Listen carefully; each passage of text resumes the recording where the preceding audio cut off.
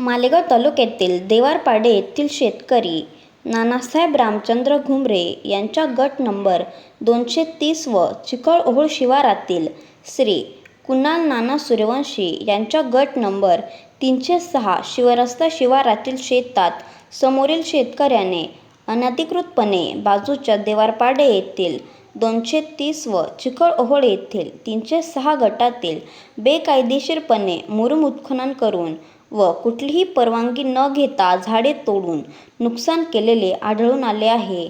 देवारपाडे येथील शेतकरी श्री नानासाहेब घुमरे यांनी संबंधित घटनेची माहिती शिवरस्त्यालगत असलेल्या संबंधित क्षेत्रात कार्यरत असलेल्या तलाठी यांना माहिती कळविली असता त्यांनी सदरील क्षेत्राची पाहणी करीत पंचनामा करून पुढील कारवाईसाठी पाठविले आहे. बेकायदेशीरपणे मुरुम उत्खनन करणाऱ्या शेतकऱ्यांवर संबंधित महसूल अधिकारी काय कारवाई करतात याकडे देवारपाड्यासह माळमाथ्यावरील शेतकऱ्यांना चर्चेचा विषय ठरला आहे. बघूया नेमकं काय आहे प्रकरण.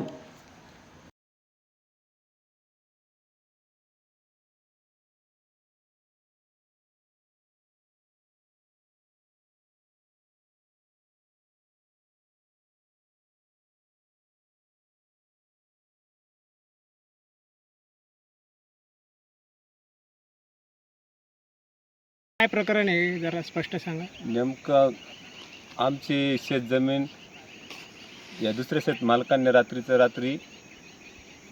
12 वाजेच्या सुमारात उत्खनन करून घेऊन गेले. शेतात त्यांच्याच शेतात मुरुम पसरून घेतला, काही बाकी बाहेर नेला. इथे संपूर्ण असे झाडी झुडपे होते, ते पण उपटून फेकून दिले, घरी वाहून नेले बाकीचे. ओके, तुमचं नाव सांगा, हे किती नंबर गट नंबर गाव वगैरे ते सांगा. माझं नाव नानासाहेब रामचंद्र घुमरे, गट नंबर 230, गाव देवारपाडे. ओके, बाकी क्षेत्र इकडचं चिखलओहोळ शिवारात येतं. हो. माझं क्षेत्र देवारपाडे शिवारात येतं. साधारण किती मुरुम घेऊन गेले? साधारण 2-250 ट्रिपा ट्रॅक्टरच्या. सर्व इथंच पसरलं का? बाकीचं इथं पसरवलं, बाकीचं कुठेतरी वाहून नेलं त्यांनी. तुम्ही तशी काही रीतसर तक्रार केली आहे का? अजून तक्रार वगैरे काहीच केली नाही. आम्हाला माहिती पडल्यानंतर 2 दिवसांनी आम्हाला माहिती पडलं. ओके, मग त्या मालकाचं म्हणणं काय नेमकं? मालकाचं म्हणणं असं आहे, तुम्ही सरकारी मोजणी करा. आम्हाला सांगतात ते, तुम्ही सरकारी मोजणी करा, तेव्हा आम्ही तुमचं खरं समजू, तुमचं खरं क्षेत्र आहे का काय.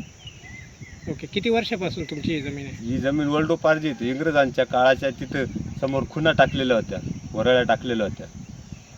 त्या वरळ्या पण त्यांनी मोडून JCBने फेकून दिल्या.